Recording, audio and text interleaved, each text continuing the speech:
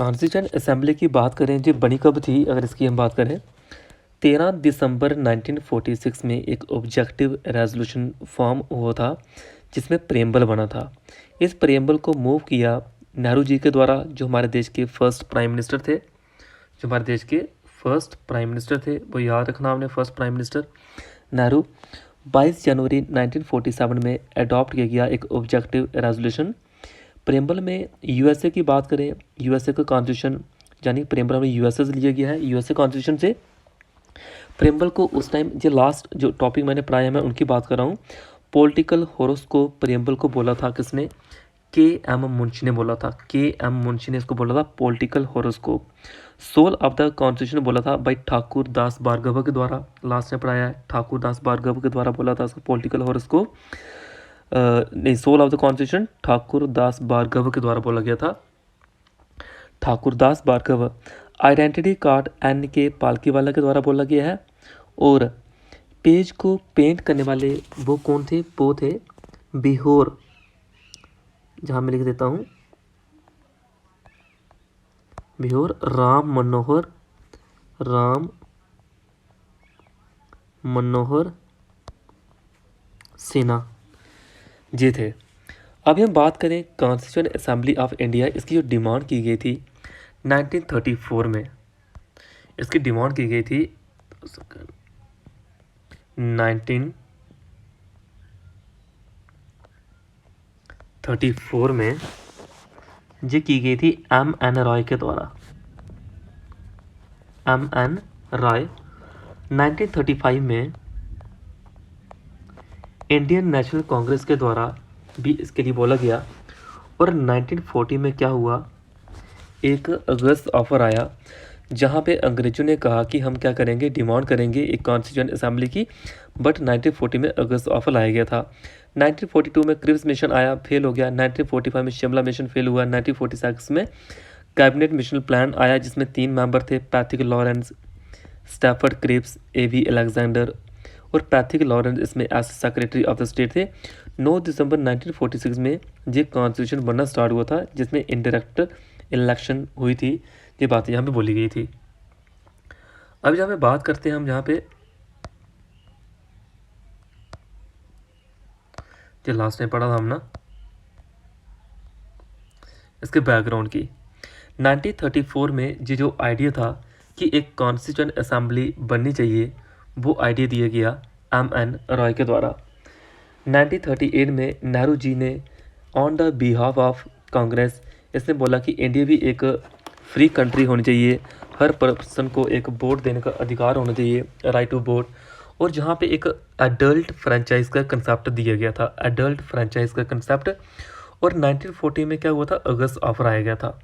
जो अगस्त ऑफर लाया गया था, सर स्टेफर्ड क्रिप्स जो थे 1942 में, जी क्रिप्स मिशन की बात कर रहा हूँ मैं, 1942 में जो आया उसने कहा कि इंडिया को अगर आप लोगों को चाहिए, आप लोगों के अकॉर्डिंग सब कुछ होगा जो आप चाहते हो, बस एक वर्ल्ड वार जो सेकंड चल रही थी बस उसमें हमारा साथ दे दीजिए। और वर्ल्ड वार जो सेकंड थी वो थी 1939 से लेके 1945 तक चली थी ये। बट इंडिया को पता था अंग्रेज़ों के कारनामे, और इंडिया वालों ने क्या किया, उस क्रिप्स मिशन को रिजेक्ट किया। और महात्मा गांधी ने उसको एक वर्ड बोला था, उस वर्ड को बोला था पोस्ट डेटेड चेक बोला था कि हमें इसकी कोई नीड नहीं है। पोस्ट डेटेड चेक जो बोला गया था इनके द्वारा बोला गया था। मुस्लिम लीग ने डिमांड की थी कि हमारा एक सेपरेट कॉन्स्टिट्यूएंट असेंबली होनी चाहिए, 2 कॉन्स्टिट्यूशन बनने चाहिए, 2 कंट्री होनी चाहिए। बट कैबिनेट मिशन प्लान आया गया था। कैबिनेट मिशन प्लान जो इंडिया में भेजा गया था उसने क्या किया था, कॉन्स्टिट्यूएंट असेंबली 2 कंट्री के लिए इसको रिजेक्ट कर दिया गया था। और कॉन्स्टिट्यूएंट असेंबली की फाइनली डिमांड जो एक्सेप्ट की गई थी वो अगस्त ऑफर के द्वारा एक्सेप्ट की गई थी 1940 में, जब फाइनली एक्सेप्ट की गई थी अगस्त ऑफर के द्वारा। वट कैबिनेट मिशन प्लान लाया गया था 1946 में। और 1946 में जो कैबिनेट मिशन प्लान लाया गया था इसमें इन सब चीज़ों को एक्सेप्ट करने की बात की गई थी। इसमें जो टोटल स्ट्रेंथ थी वो स्ट्रेंथ देखने मिली थी आप लोगों को शुरू में, जो महात्मा गांधी ने पोस्ट डेटेड चेक बोला था, मुस्लिम लीग ने जहाँ पे बात की गई थी, सारी चीज़ें वो बातें आ रही हैं।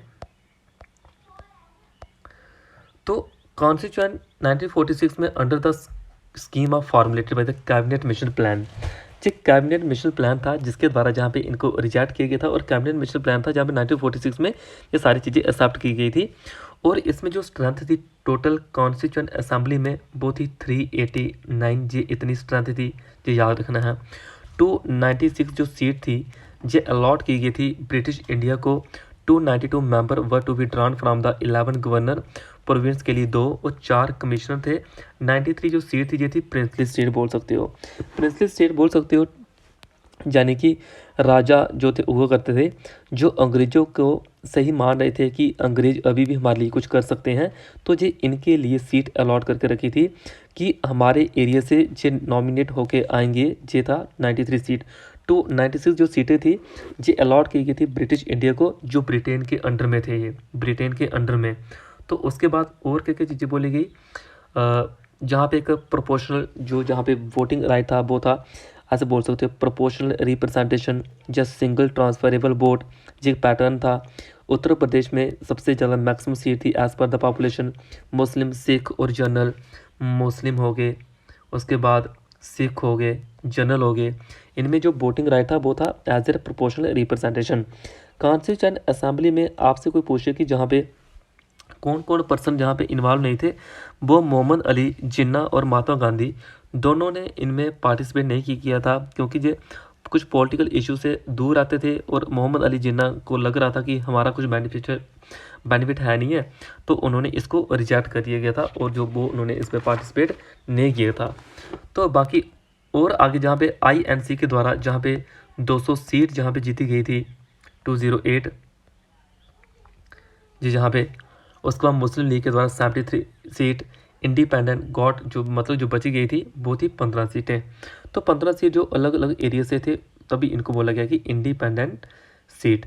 93 seat allotted to the princely state, लेकिन इनके द्वारा इनको फिल नहीं किया गया। ये हमेशा इससे दूर रहना चाहते थे कि हम अपने लेवल को खुद चला सकते हैं, खुद कर सकते हैं, तो ये बातें बोली गई थी।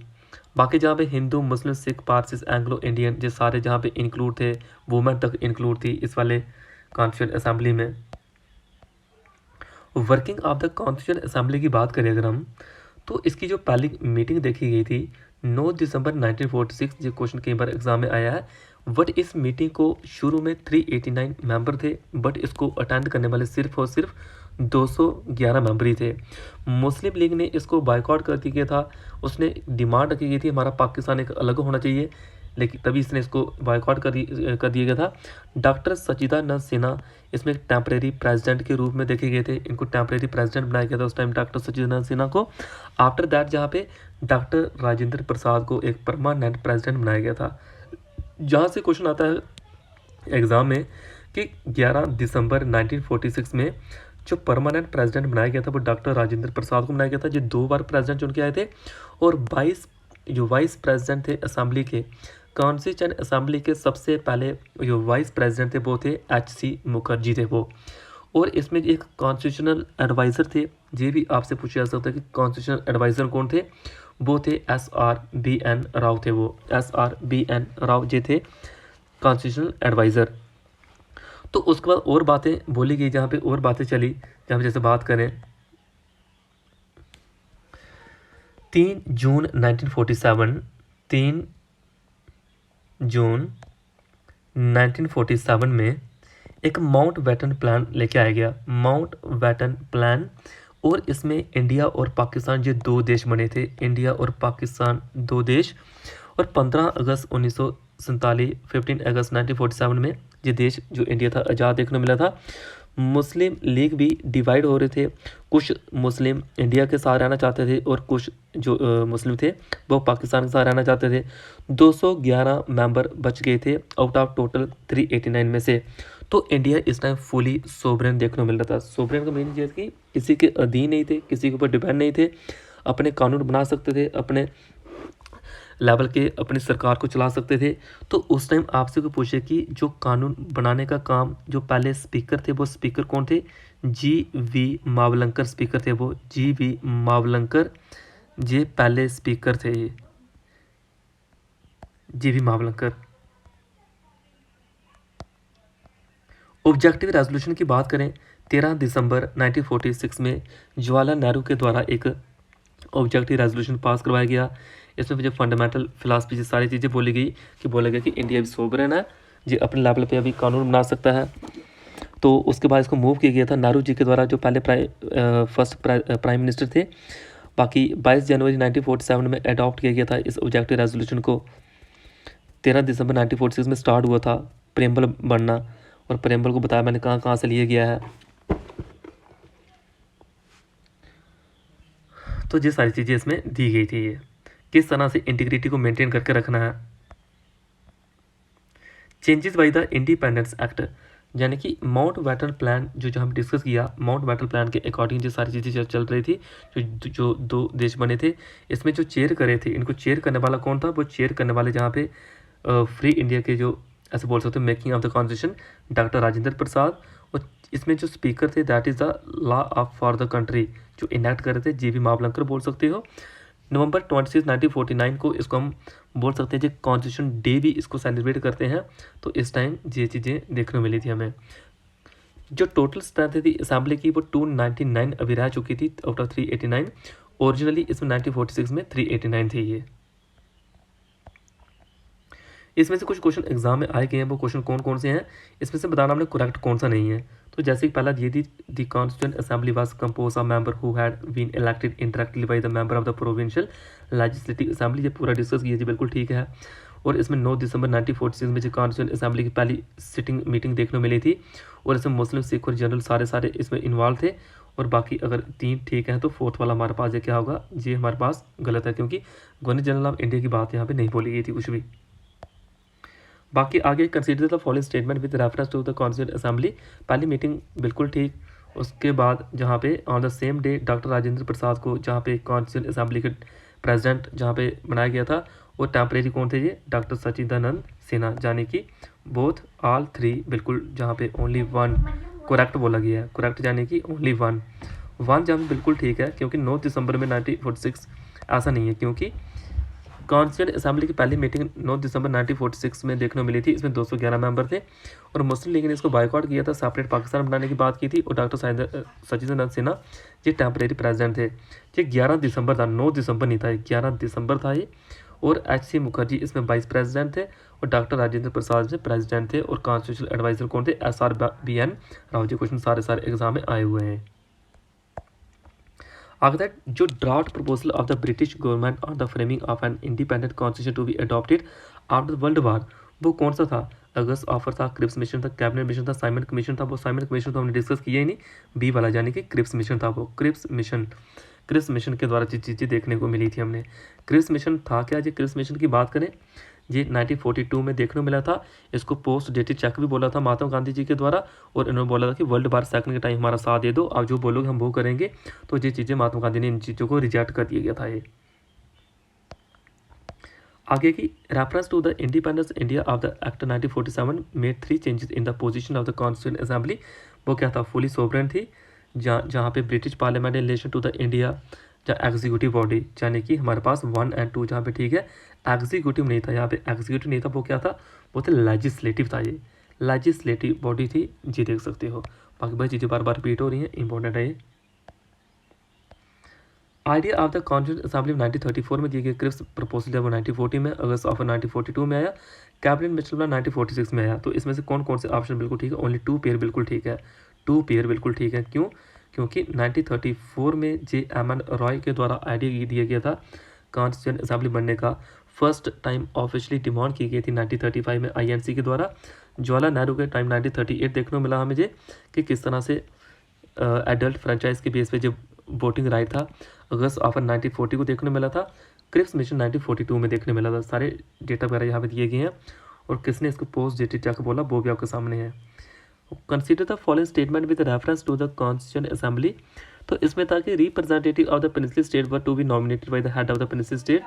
Constituent assembly was elected body थी ये, या interactive elected by the member of the provincial. तो इसमें से हमें सेकंड वाला ऑप्शन बिल्कुल ठीक देखने को मिलेगा, जो इलेक्टेड बॉडी थी ये। बाकी वाले जहाँ पे गलत है, क्योंकि जो कॉन्स्टिट्यूएंट असेंबली थी पार्शली इलेक्टेड और पार्शली नॉमिनेटेड थी। सिर्फ एक इलेक्टेड या नॉमिनेटेड वर्ड यूज़ नहीं कर सकते हम यहाँ पे।